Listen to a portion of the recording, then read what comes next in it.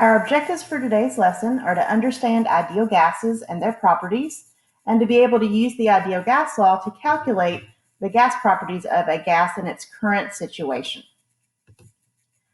Ideal gases are gases that follow all of the parts of the kinetic molecular theory at all temperatures and pressures. Specifically, the particles continue to have that insignificant volume, and there's no attraction between the molecules, meaning that they will never condense into a liquid no matter what temperature and pressure they are put under.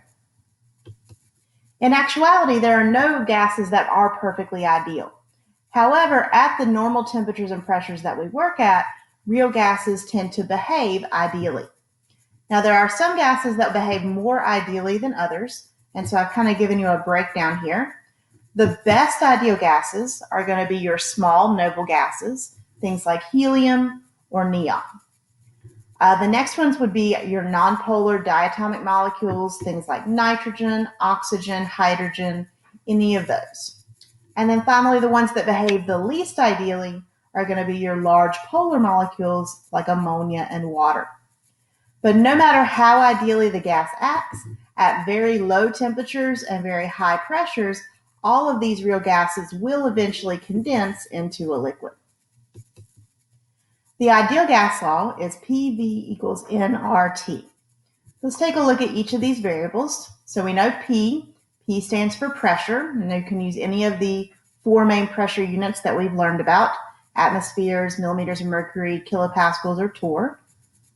V stands for volume, and for this gas law, the volume has to be in liters. So I've given you a couple of conversion factors that may be helpful to you later on. So we have that 1 liter is equal to 1,000 milliliters, or that 1 liter is equal to 1,000 cubic centimeters. Okay, but remember, a volume has to be in liters.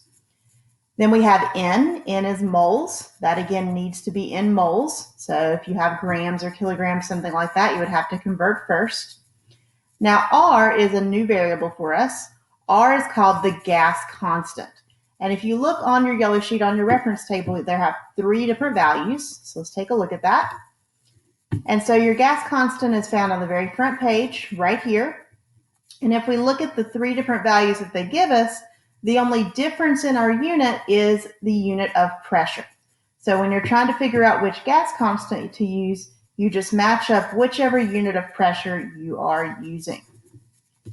And then finally, T, again, is temperature. And just like all the other gas laws we've done with that one, that has to be in Kelvin. All right, so let's take a look at an example.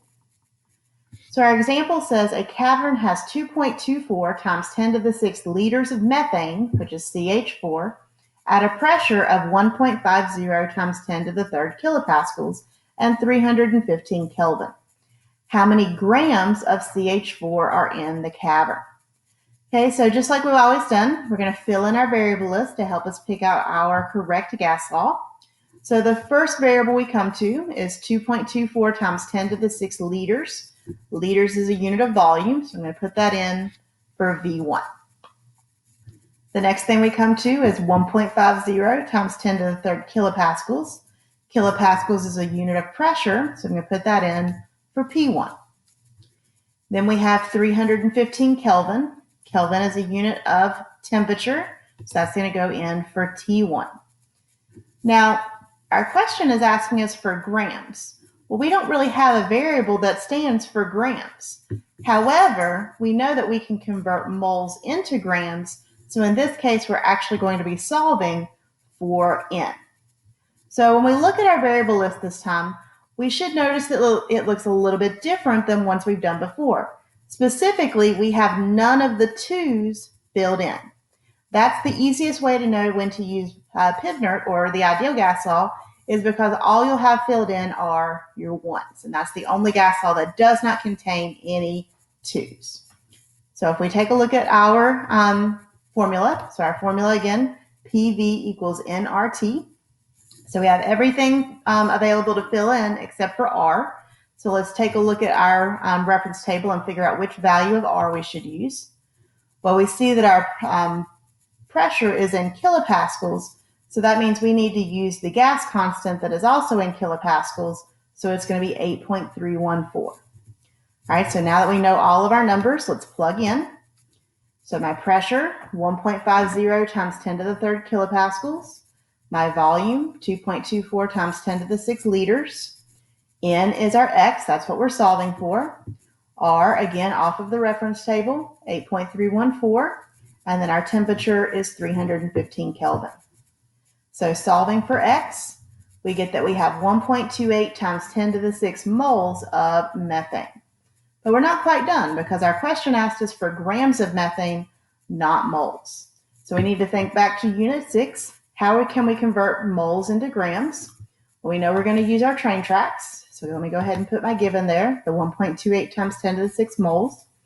And in order to convert from moles to grams, we're going to use the molar mass. So I'm going to calculate the molar mass of my methane. I have one atom of carbon. He has an atomic mass of 12. I have 4 atoms of hydrogen. Their atomic mass is 1. So 12 plus 4 gives me 16 grams per mole as my molar mass. I'll plug that in. I'll put the 1 mole on the bottom. That way my moles cancel. And 16 grams on the top.